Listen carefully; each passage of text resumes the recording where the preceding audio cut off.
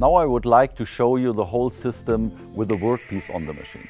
For this I switch the machine on. I hold the workpiece on the sliding table.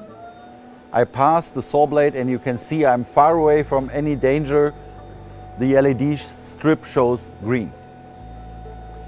If I'm going a little bit nearer, because I have a smaller workpiece, the LED strip shows orange. So this is the first zone where the saw tells you you are in a dangerous position, be careful. If I hold a small piece, I have my fingers under the guard or I'm over the saw line and I go in, the saw blade triggered down, the system had worked and handguard protect my fingers.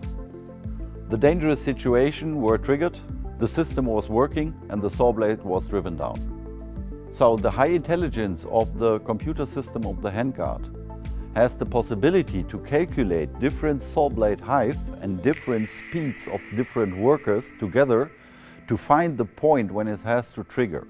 So the point is not every time on the same place, sometimes it's on a different place because of the intelligence of handguard.